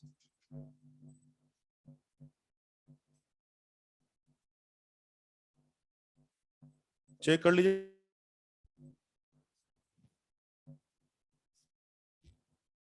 स्क्वायर को एक्सपेंड करने की जरूरत नहीं, उसका रूट लेने में भलाई है ना। दोनों साइड का स्क्वायर रूट लीजिए, उसमें फायदा रहेगा। जबरदस्ती क्वाड्रेटिक बनाने की जरूरत नहीं है।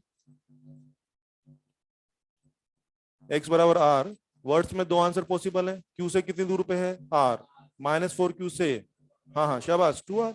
मैं देखूंगा ऑप्शन में क्या अवेलेबल है, मैं टिक करूंगा। दोनों अपनी जगह सही है। ऑब्वियसली ऑप्शन में कोई एक अवेलेबल होगा, वो मैं देख लूंगा। ठीक है, चलिए अगला क्वेश्चन।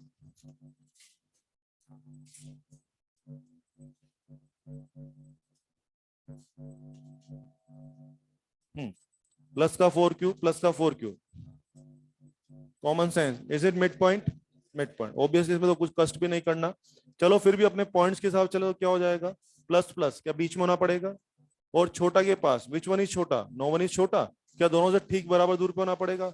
बीच में कोई लोकेशन जो दोनों से ठीक बराबर दूर पे हो वो क्या हो सकता है? Mid point. ओबियसली इस बार तो कष्ट भी नहीं होगा, मिड पॉइंट। इक्विलिब्रियम पोजीशन कहां पर है? मिड पॉइंट पर है।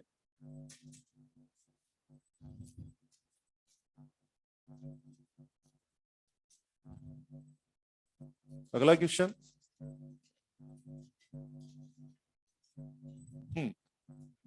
माइनस का 4q और प्लस का 4q सेपरेशन कुछ भी आ रहेगा।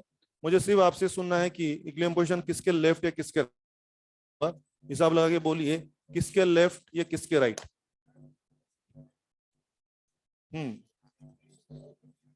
बोले, आप बताएं, शाबाश। किसके लेफ्ट या किसके राइट? गलत आंसर पे कोई दिक्कत नहीं है, आराम से बात कर सकते हैं हम लोग। बोले शाबाश। यस, आप बताएं किसके। हाँ, दो दो नल पॉइंट होंगे। यस, और कुछ विचार? यस बोले। इक्विलिब्रियम नहीं होगा। वेरी गुड, इस केस में इक्विलिब्रियम नहीं होगा। बिल्कुल सही बात है।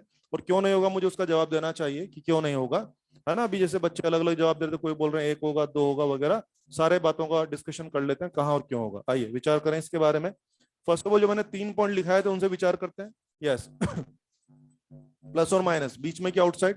आउटसाइड इधर या इधर होना पड़ेगा। और क्या छोटा के पास होना पड़ेगा? विच वन इज छोटा? नो वन इज छोटा। तो क्या दोनों से बराबर दूर होना पड़ेगा? इधर कोई लोकेशन सबसे बराबर दूर पे हो? क्या इधर कोई जगह पॉसिबल है?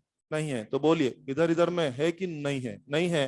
तो मुझे बोलना है मेरे जो पॉइंट्स हैं उसके हिसाब से इस केस में, इस अरेंजमेंट ऑफ चार्जेस के अंदर equilibrium point does not exist, ये मुझे बोलना पड़ेगा। एक बात। दूसरी बात, ठीक है मैंने बोल दिया इक्विलिब्रियम पोजीशन नहीं है यहाँ पर। कभी कभी जब मैं इस तरह का आंसर देता हूं तो बच्चे मुझसे आर्ग्यू करते हैं। कोई कोई बच्चा वो दिमाग लगाते बोले कि इस तरफ हो सकता है क्या? चेक कर लेते हैं ना, चेक कर लेते हैं, कोई बात नहीं। कभी कभी बच्चे मुझे बोलते हैं कि सर इधर हो सकता है या इधर है, तो वो भी चेक कर ले। इधर तो नहीं है ना, पक्का हो गया अपना, है ना, वो लाइनों से पक्का हो गया। इधर भी चेक कर लेते हैं। चलो, किसी ने बोला सर यहाँ हो सकता है क्या, तो देख लेते हैं ना। मान लो यहाँ क्यू रखता हूं मैं, अगर नेट फोर्स 0 आएगा तो हो जाएगा और नहीं आएगा तो नहीं होगा। आओ देखो क्या है।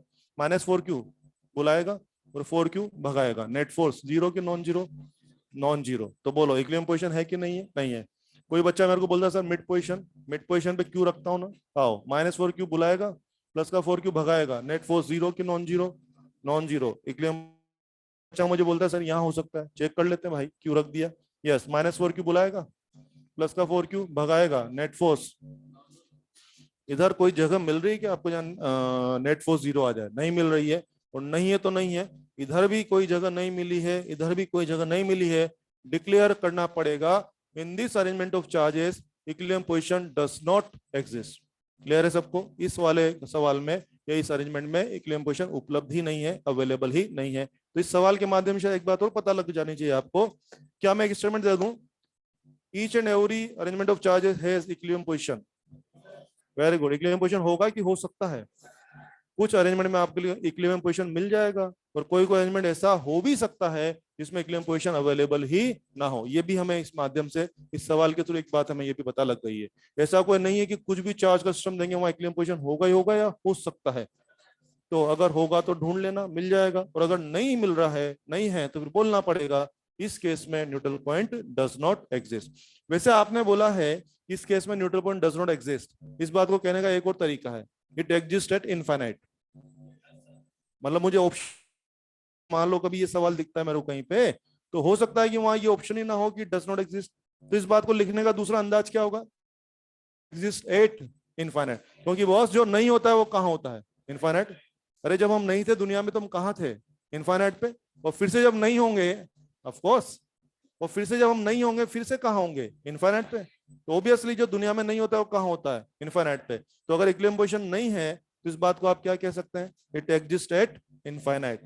लिख लो अपने हिसाब से, इसमें इक्विलिब्रियम नहीं है या इनफाइनाइट पे।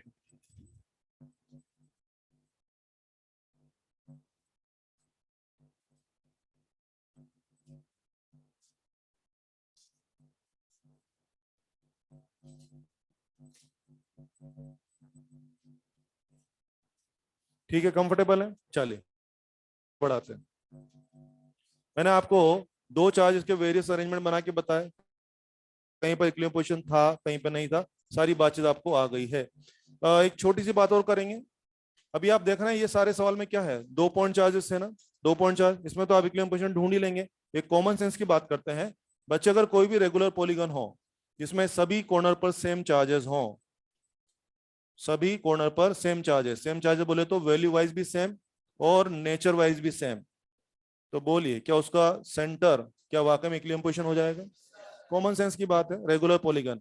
और मुझे कोई फर्क नहीं पड़ता कि आपके पास 3 साइड वाला था कि 4 साइड वाला था कि 5 और 6 साइड वाला, एनी रेगुलर पॉलीगन, सभी कॉर्नर पर अगर सेम चार्ज है, वैल्यू भी सेम सेम और नेचर भी सेम, ऐसा नहीं कि 2-4 पे प्लस चेप दिया 2-4 पे माइनस चेप दिया, सब पे या तो प्लस ही प्लस होना है या सब पे माइनस, मेरे शब्दों पे ध्यान दें, ठीक है ना? तो अगर आप ऐसा करेंगे तो निश्चित रूप से सेंटर पे अगर आप कोई भी चार्ज रख देंगे, क्या नेट फोर्स 0 ही आएगा?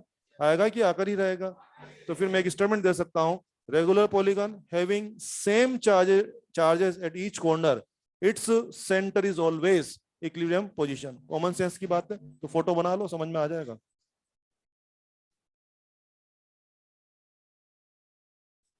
मुझे बोलना है सेंटर इज इक्विलिब्रियम पोजीशन।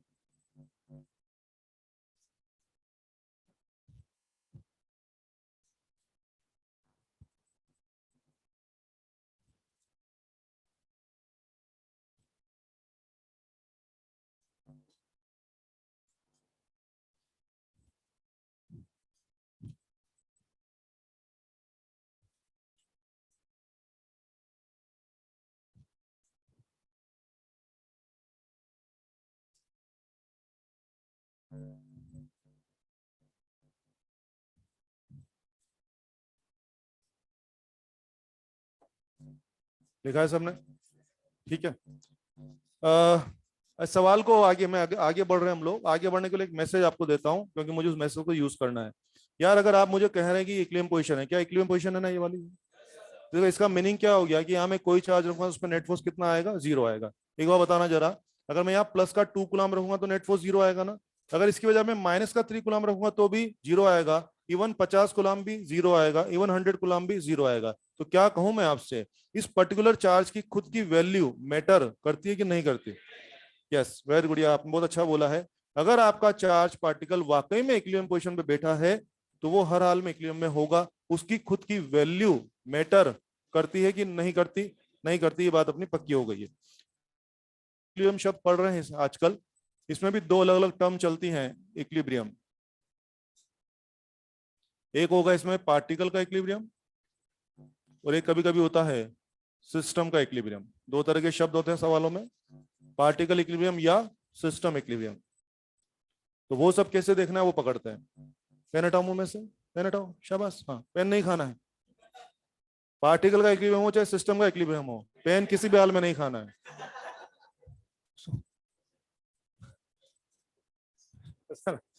चलिए, तो शायद नाम से फील आ रहा होगा, अगर मैं कह रहा हूं कि ये पार्टिकल इक्विलिब्रियम में मतलब उस पर्टिकुलर पार्टिकल पर नेट फोर्स 0 है। अगर मैं कह रहा हूं सिस्टम इक्विलिब्रियम में, इसका मतलब क्या हो गया? सिस्टम के हर मेंबर पर नेट फोर्स कितना है? 0 है, तब बोलूंगा पूरा सिस्टम इक्विलिब्रियम में। ठीक है, क्वेश्चन के थ्रू दिखाऊंगा। आइए नेट का क्वेश्चन लेते, प्लस क्यू एंड लेट दूरियां इज आर। फोटो बनाए, देखो मैंने बना दिया, प्लस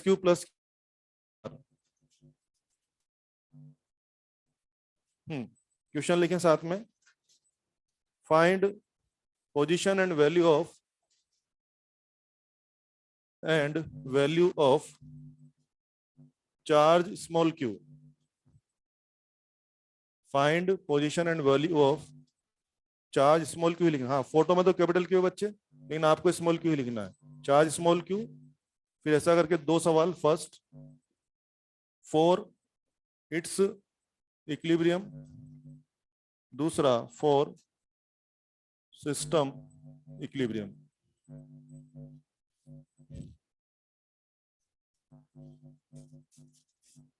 मैंने जानबूझ के 2 सवाल लिए इसमें एक साथ, ताकि डिफरेंस आपको क्लियर हो जाए।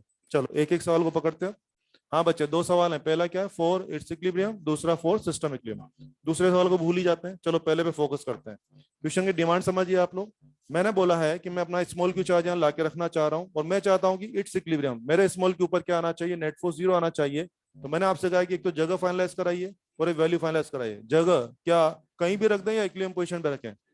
और क्या इक्विलिब्रियम पोजीशन ढूंढना बताया मैंने आपको? या और आई थिंक यहाँ तो कष्ट भी नहीं करना है, यहाँ तो कॉमन सेंस मिड पॉइंट आ जाएगा। तो ऑब्वियसली जगह तो फाइनलाइज हो गई है। यस, कहाँ पे रखना पड़ेगा? r/2 mid point, r/2 mid point, जगह फाइनलाइज हो गई है। ओके, तो आपने बोला सर यहाँ रखना पड़ेगा। हाँ, अगर ये दोनों बराबर चार्ज ना होते तो मिड पॉइंट आता है कहीं और आता, क्या वो जगह भी आप ढूंढ ही लेते? वो अभी सीख रहे थे, वो जगह आप ढूंढ लेते। हो गया, जगह फाइनलाइज हो गई। फिर मैंने क्या पूछा कि इसका इक्विलिब्रियम चाहिए। नहीं नहीं नहीं, अभी इसी सवाल में हम लोग अभी इसका इक्विलिब्रियम चाहिए, जगह हो गई। इसकी वैल्यू क्या लें कि इस पर नेट फोर्स 0 है? कोई पर्टिकुलर कुछ भी चलेगा। हाँ हाँ हाँ, कोई पर्टिकुलर कुछ भी चलेगा, कुछ भी। अभी मैं सिखा रहा था कि अगर मैं यहाँ 2 कूलम रहूंगा तो भी फोर्स 0 आएगा, और 3 कूलम पे भी, और 100 कूलम पे भी। तो बोलिए इसकी वैल्यू कोई पर्टिकुलर कुछ भी चलेगा, तो हमें कहना पड़ेगा it is in equilibrium for any value. It is in equilibrium for any value, ये मुझे बोल लिख दीजिए। It is in equilibrium for any value. तो पहले क्वेश्चन की दोनों डिमांड पूरी हो गई है। पहली डिमांड क्या थी? जगह फाइनलाइज करो। दूसरी क्या था? वैल्यू। तो जगह थी मिड पॉइंट, और वैल्यू आपने क्या बोला? बोले यार कुछ भी रख दो, ये तो इक्विलिब्रियम में रहेगा ही रहेगा। सहमत हैं आप इससे? चलिए सेकंड पार्ट पे आते हैं। Second part, I think second part में मैंने अपनी डिमांड थोड़ी सी बढ़ा दी है। पहले मैं क्या मांग रहा था कि केवल इसका इक्विलिब्रियम होना चाहिए, अब क्या बोल रहा हूं? सिस्टम का। तो ध्यान दीजिए, सिस्टम का इक्विलिब्रियम में भी इसका खुद का इक्विलिब्रियम तो चाहिए ना। तो लोकेशन तो वही रहेगी जो इंडिविजुअल इक्विलिब्रियम के लिए थी, लोकेशन ऑफ चार्ज वही रहेगी, मगर अब आप यहाँ पे स्मॉल क्यू की वैल्यू कुछ भी लेने से काम नहीं चलेगा। अब हमें स्मॉल क्यू की ऐसी वैल्यू ढूंढ के यहाँ रखनी पड़ेगी कि उसको रखने के बाद इस पर भी नेट फोर्स 0 आ जाए और इस पर भी, क्या सभी लोगों पे नेट फोर्स 0 आ जाए? इस बार कुछ भी चलेगा कि स्पेशल चलेगा? लोकेशन वही रहेगी जो पहले थी, लेकिन वैल्यू कुछ भी नहीं चलेगा, स्पेशल चलेगा। The procedure to get that special value is, small q को जहां भी रखना है रखने के बाद सिस्टम के बाकी मेंबर्स में से किसी एक मेंबर पर नेट फोर्स बना के 0 कर लीजिए। आप चाहे तो इस पे खेल जाइए और आप चाहे तो इस पे खेल जाइए। चलो मैं इसको पकड़ लेता हूँ। यस, शुरू करें। यस, स्पेशल वैल्यू निकालने का तरीका। ओके, ये कैपिटल क्यू इसको भगा रहा है और ये स्मॉल क्यू भी इसको भगा रहा है, के क्यू क्यू अपॉन क्या r/2 का होल स्क्वायर। शुरू में हमें ये अननोन चार्ज की वैल्यू और नेचर नहीं पता है, तो इसको पॉजिटिव मान के ट्रीट कर रहे हैं। बोले भगा रहा है, आना होगा जो आ जाएगा अपने आप। बोलिए इस कैपिटल क्यू पे 2 फोर्स लग रहे हैं ना, and what is your demand? System equilibrium, यानी आपकी आवश्यकता है कि इस पे नेट फोर्स 0 आना चाहिए। तो क्या नेट फोर्स बना के 0 कर दूं मैं? चलो कर देते हैं। K Q square upon r square plus 4 k q q upon r square, this net force, and this should be 0। That is demand of question. आप बोल रहे हो कि नेट फोर्स 0 हो गया, इसको सॉल्व करके देख लीजिए। Q बराबर आपको आ रहा है माइनस का Q/4।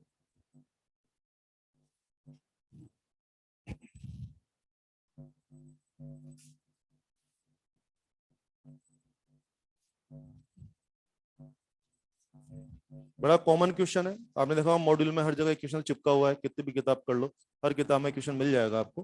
Q बराबर माइनस Q/4। अब जरा वापस से इस क्वेश्चन का फिर थीम समझते हैं। ठीक है, आंसर तो आ चुका है, ठीक है, सारी बात हो गई है। वापस से थीम समझते हैं कि क्या कहना चाह रहे हैं। बोले, लिख दिया? हो गया आपका, लिख लो फटाफट से।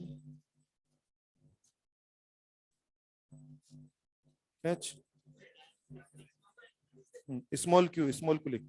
अबे यहाँ नहीं, वहां स्मॉल क्यू बराबर। बेटा ये स्मॉल क्यू है ना यार, ये स्मॉल क्यू। नहीं नहीं कोई बात नहीं, कोई भाई है तुम्हारा, क्या फर्क पड़ रहा है? क्यू बराबर माइनस Q/4। बहुत बढ़िया, बराबर। हाँ चलो इसका मीनिंग समझ लेते हैं ना। इसका मीनिंग समझते हैं। मीनिंग क्या रहा? ये जो है मिड पॉइंट पर, अगर आप इस मिड पॉइंट पर अगर आप ठीक माइनस Q/4 रखेंगे तो बोलो इसका भला कि सबका भला? अगर आप यहाँ माइनस Q/4 रखेंगे तो इसका तो भला होगा ही होगा, क्या बाकी सबका भी भला हो जाएगा? क्या पूरा सिस्टम इक्विलिब्रियम में आ जाएगा? यस। और अगर आपने यहाँ पर माइनस Q/4 नहीं रखा, उसके अलावा कुछ भी लाके रख दिया, तो सबका भला नहीं होगा, क्या फिर भी इसका तो भला हो जाएगा? तो अगर इसका भला चाहिए केवल, तो क्या कुछ भी चलेगा? और अगर सबका भला चाहिए तो कुछ भी चलेगा कि माइनस Q/4 चलेगा? तो आपको क्वेश्चन में देखना पड़ेगा कि वो इसका भला मांग रहा है कि सबका भला मांग रहा है, अकॉर्डिंगली आंसर देना पड़ेगा। कर सकते हैं? केवल इसका भला चाहिए तो मजे करिए, कुछ भी रख दीजिए, इसका भला तो हो ही जाएगा। लेकिन अगर सबका भला चाहिए तो कुछ भी चलेगा कि स्पेशल चलेगा। And the procedure to get that special value, small q को इक्विलिब्रियम पोजीशन पर रखने के बाद सिस्टम के बाकी मेंबर्स में से किसी भी एक मेंबर पर नेट फोर्स बनाए, क्या करिए? 0 करिए, तो वहां से आपको वो स्पेशल वैल्यू निकल के आ जाएगी। कर सकते हैं? ये जो क्वेश्चन है दोनों में नीट और जेईई में, तो दोनों जगह ऑप्शन ये थे।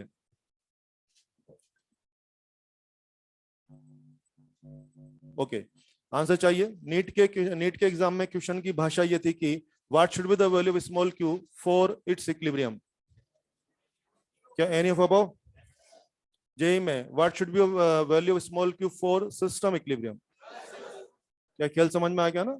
अपने एग्जाम में इसमें इसका खुद का इक्विलिब्रियम मांगा और ये क्वेश्चन में उधर में क्या मांग लिया, सिस्टम का। मैनेज कर सकते हैं ना? चलिए ये भी हो जाएगा। अगला क्वेश्चन वो भी नीट में आया हुआ है। स्क्वायर बनाए, चारों कॉर्नर पे कैपिटल क्यू लगाइए, साइड लगा दीजिए एक्स,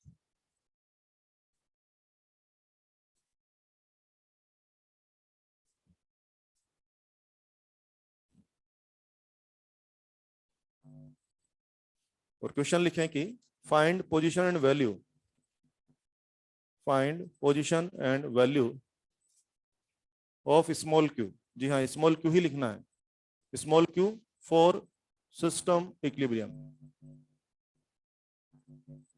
हाँ जी, पहले तो जगह फाइनलाइज कराइए मुझे।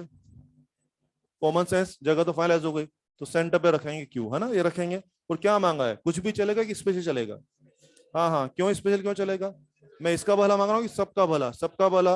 और उसको बनाने का क्या तरीका होगा, इसको रखने के बाद किसी भी एक मेंबर पर, बाकी सब सदस्यों में से किसी भी एक मेंबर पर नेट फोर्स बनाए क्या कर लें, 0 कर लें। Come on, get the answer.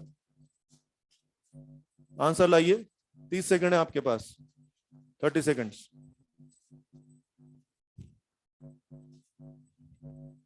जो नहीं करेगा उसको बोर्ड पे बुलाऊंगा। जल्दी आंसर लाना है, 30 सेकंड थे आपके पास, 20 सेकंड बचे हैं।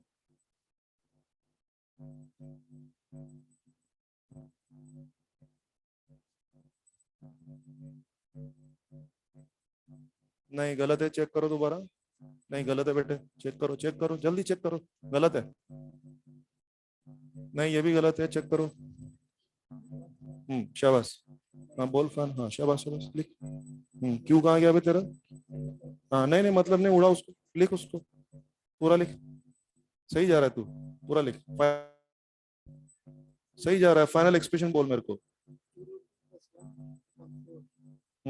और और व्यवस्था बिगड़ गई तेरी, बना इसको, बना। सही जा रहा है पर उसको अरेंज कर ढंग से। जल्दी जल्दी बनाए, जल्दी बनाए, बोर्ड पे आना पड़ेगा वरना। कितना आंसर है, जल्दी जल्दी बना, जल्दी बना। -q/4 × 2√2 + 1। -q/4, भाई साहब नीचे 4 आएगा। कितना आंसर है, जल्दी बनाओ ना, बोर्ड पे आना पड़ेगा। -q/4 2√2 + 1। एग्जाम में ये आंसर था, -q/4 2√2 + 1। चेक कर लें अच्छे से। और जो अजीब अजीब से आंसर आपके आ रहे हैं, थोड़ा देखें हिसाब किताब।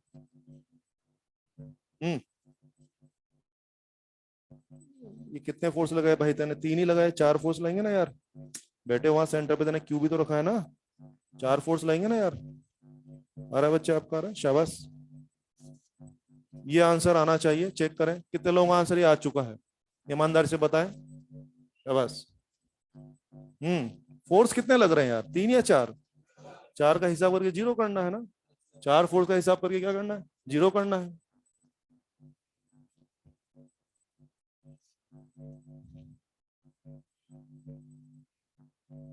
इधर देखो कैसे होगा। चलो इधर आ जाओ फटाफट से, हेल्प करो मेरी।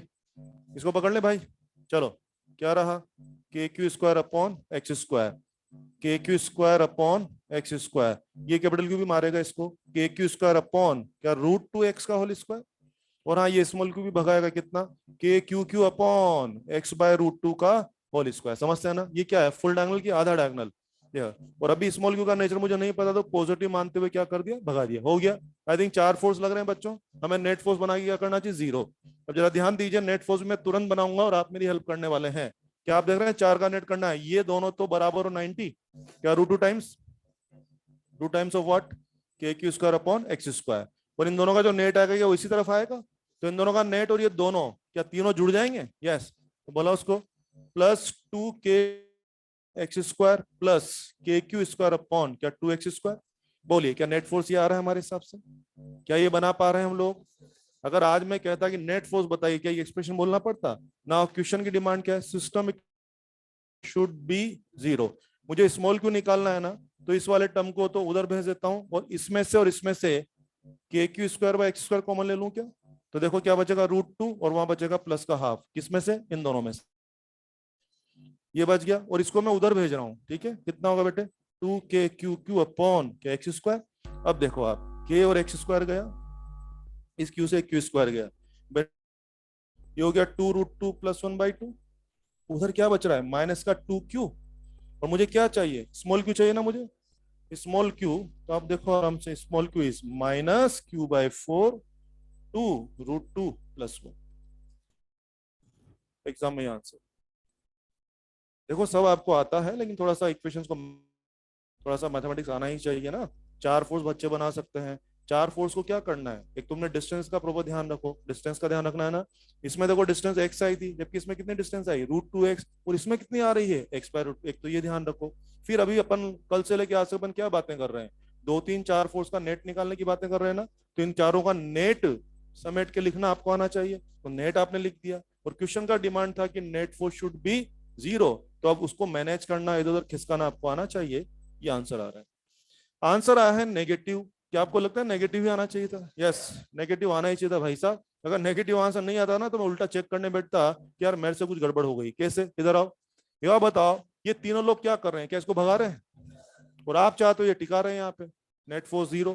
तो यार 3 जने अगर इसको धक्का मार रहे हैं, तो कोई तो होना चाहिए जो इसको संभाले। अगर चौथा भी इसको धक्का ही मारेगा, तो फिर रहेगा ये भाग ही जाएगा। और आप चाहते हो यहाँ टिक जाए। तो अगर 3 लोग इसको प्रताड़ित कर रहे हैं, कोई तो उसको संभालने वाला होना चाहिए। तो पॉजिटिव को संभालने के लिए क्या नेगेटिव होना ही चाहिए था? यस। तो कॉमन सेंस इतना तो चलना चाहिए। सवाल का डिजाइन देखते आपको इतना तो समझ में आ जाना चाहिए कि आंसर नेगेटिव आएगा। इसका फायदा उठाएं आप लोग, एग्जाम में 4 ऑप्शन पहले ही देख लें। अगर आप एक ही ऑप्शन नेगेटिव दिखता है ना, तो फिर कष्ट करने की जरूरत नहीं है। अरे कुछ समझे आप लोग? ये भाई, अगर आपको सवाल का डिजाइन है कि यार भाई आंसर तो कंफर्म नेगेटिव आएगा, और अगर मुझे एक ही ऑप्शन नेगेटिव दिखा ना, तो बेकार में मैं एग्जाम में इतना टाइम खराब नहीं करने वाला। मैं तुरंत नेगेटिव आंसर मार सकता हूँ। 200 क्वेश्चन, 200 मिनट, 17 जुलाई। बाकी अगली क्लास में देखेंगे। Thank you.